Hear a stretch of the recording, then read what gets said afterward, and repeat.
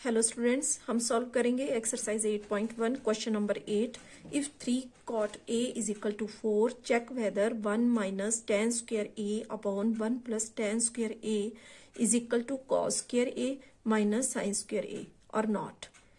ठीक है, तो स्टूडेंट्स हमें क्वेश्चन में दो साइड दी हुई है, एक है हमारी LHS और दूसरी है ये RHS। हमें चेक करना है कि LHS is equal to RHS है या नहीं।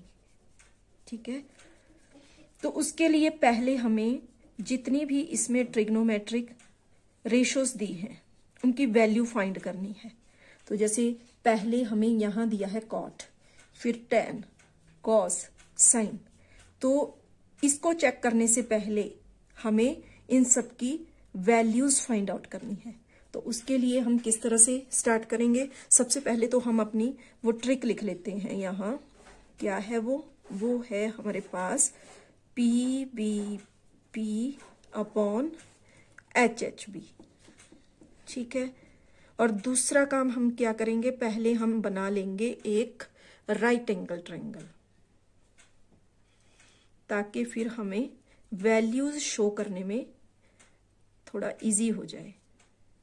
ठीक है, तो यहाँ A cot A, tan A, cos A, मतलब A थीटा की बात हो रही है, तो यहाँ हमारा थीटा हो जाएगा A।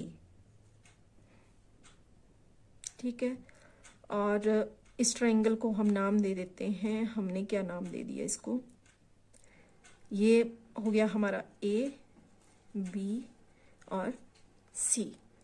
ठीक है, अब हम अपना क्वेश्चन स्टार्ट करेंगे।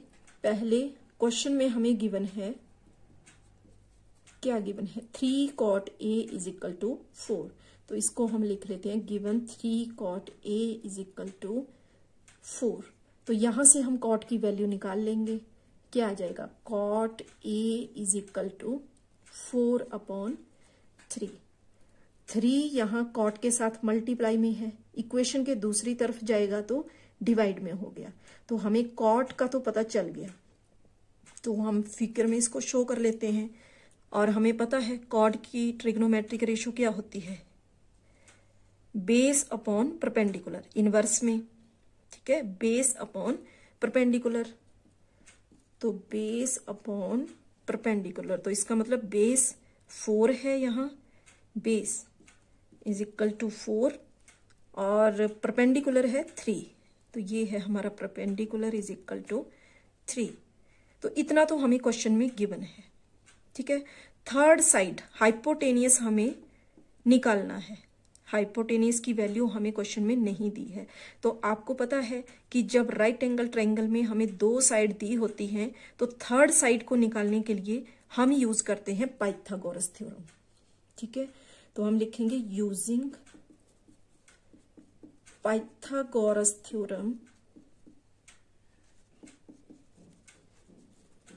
वी हैव, किस तरह से होती है, हाइपोटेनियस स्क्वायर यानी कि लॉन्गेस्ट साइड का square that is hypotenuse is equal to हो जाता है base square plus perpendicular square. तो अब हम वैल्यूज भर लेंगे जिसकी वैल्यू हमारे पास है, बेस की वैल्यू है और परपेंडिकुलर की, तो इन दोनों की वैल्यू हम पुट कर लेंगे। तो बेस स्क्वायर यानी कि 4 square plus perpendicular square, perpendicular कितना है 3 स्क्वायर, तो कितना हो जाएगा ये 4 स्क्वायर, 4 4 जा 16 प्लस 3 स्क्वायर, 3 3 जा 9, यानी कि ये आ गया हमारे पास 25। h स्क्वायर आ गया हमारे पास 25। अब हमें ये स्क्वायर खत्म करना है, क्यों? क्योंकि हमें स्क्वायर की वैल्यू नहीं चाहिए, h स्क्वायर नहीं चाहिए, हमें चाहिए h हाइपोटेनियस।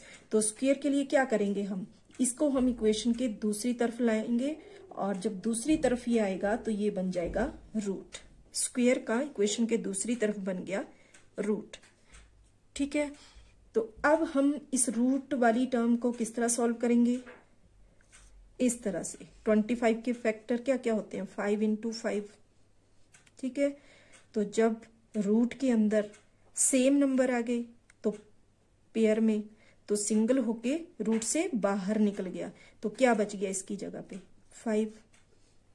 ठीक है, तो h आ गया हमारा 5।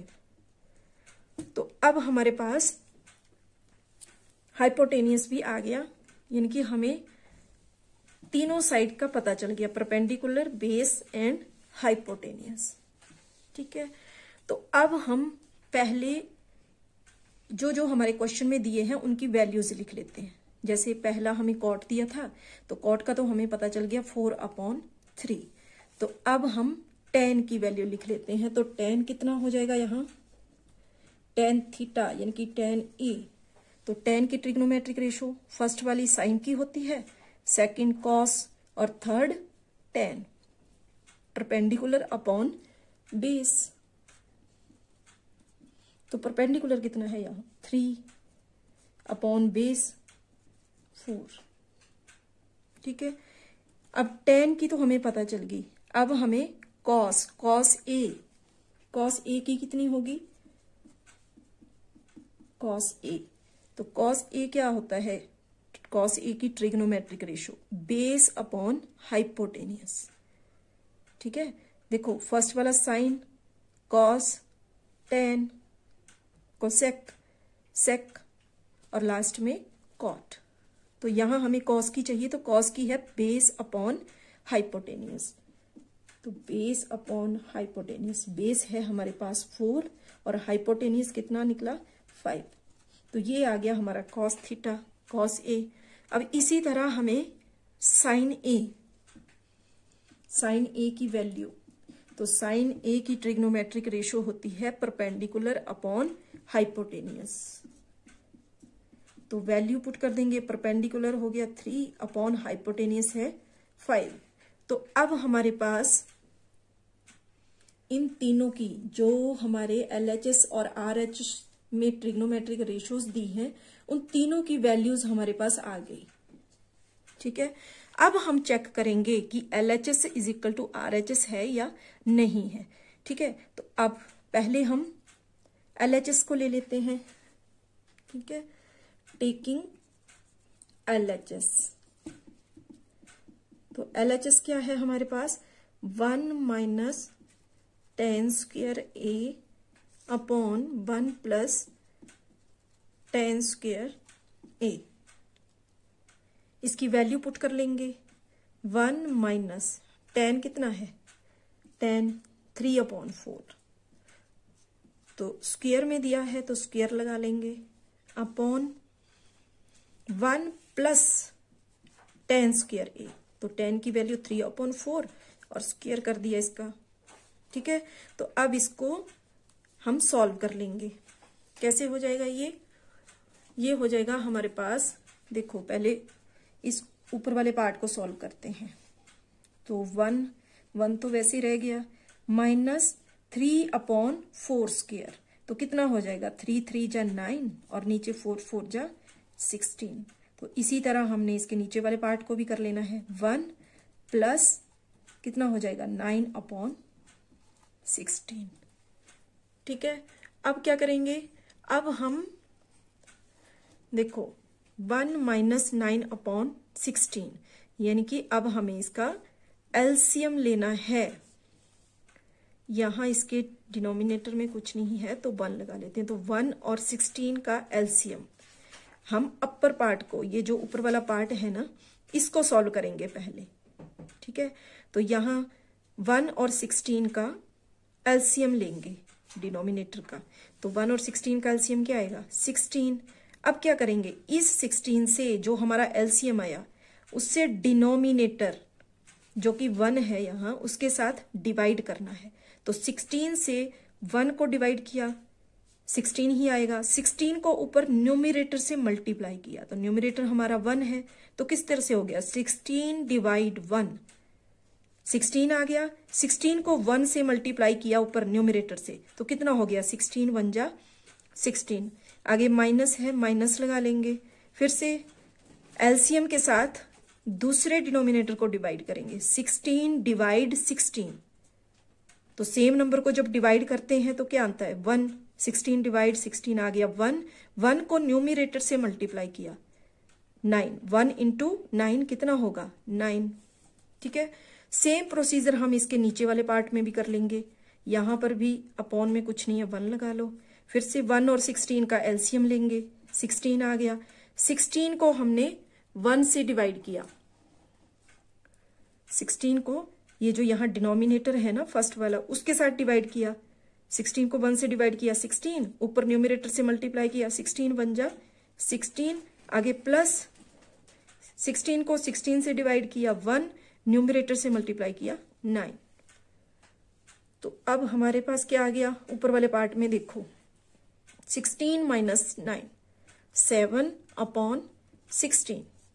और इसी तरह नीचे वाले पार्ट में देखो क्या आ गया, 16 प्लस 9, तो ये हो गया 25 अपॉन 16। ठीक है, अब यहां पर कैसे करेंगे, यहां हमारे पास 7 अपॉन 16 को एज इट इज लिख लो। अब ये वाला जो अपॉन है इसके नीचे एक और टर्म है 25 अपॉन 16, तो ये वाला चेंज हो जाएगा मल्टीप्लाई में और नीचे वाली टर्म इनवर्स में हो जाएगी, यानी कि 16 ऊपर आ जाएगा और 25 नीचे। तो यहां 16 से 16 कैंसिल हो गया, क्या बच गया हमारे पास, हमारे पास आ गया 7 अपॉन 25। ठीक है, यानी कि हमारे पास LHS की वैल्यू आ गई 7 अपॉन 25। ठीक है, तो इसी तरह हमें RHS को भी सॉल्व करना है, उसमें भी हम ट्रिग्नोमेट्रिक रेशो की वैल्यूज पुट करेंगे, सॉल्व करेंगे और देखते हैं कि उसमें यही आंसर आता है या नहीं। ठीक है, तो अब हम लिख लेंगे taking RHS right hand side. तो RHS क्या है हमारे पास, cos square A minus sine square A। ठीक है, वैल्यू पुट कर लेते हैं, cos A, cos theta, cos A है हमारे पास 4 अपॉन 5।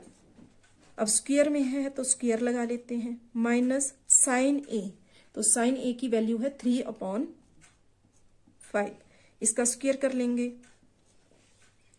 ठीक है, सॉल्व करेंगे, 4 अपॉन 5 स्क्वायर कितना हो जाएगा, 4 4 जा 16 अपॉन 5 5 जा 25, माइनस है माइनस लगा लेंगे, आगे 3 3 जा 9 अपॉन 5 5 जा 25। ठीक है, अब क्या करेंगे, एलसीएम लेंगे।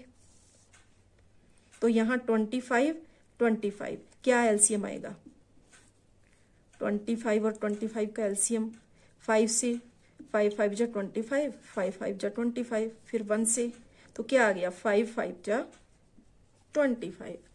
तो अब क्या करेंगे, ये जो एलसीएम आया इसको हम फर्स्ट वाले डिनोमिनेटर से क्या करेंगे, डिवाइड। तो 25 को 25 से डिवाइड किया, क्या आ गया 1, 25 को 25 से डिवाइड किया, 25 बन जा 25, कितना आया 1।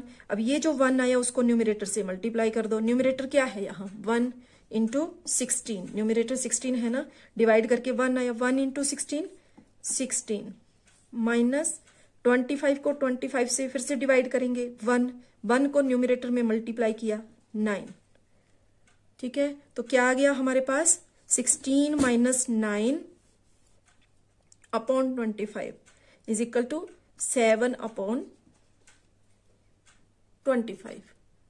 तो ये आ गया हमारा RHS, यानी कि RHS हमारी इक्वल हो गई 7 अपॉन 25 के। तो यहां देखो LHS जब हमने निकाला तो वो भी 7 अपॉन 25 और RHS भी हमारा 7 अपॉन 25। तो हम कह सकते हैं कि here LHS is equal to RHS। ठीक है, that is 7 upon 25 is equal to 7 upon 25। ठीक है, क्वेश्चन में यही बोला था ना कि चेक करो कि LHS is equal to RHS है या नहीं। तो हमने चेक कर लिया कि यहां पर LHS is equal to RHS है। तो ये हो गया आपका क्वेश्चन नंबर 8. Thank you.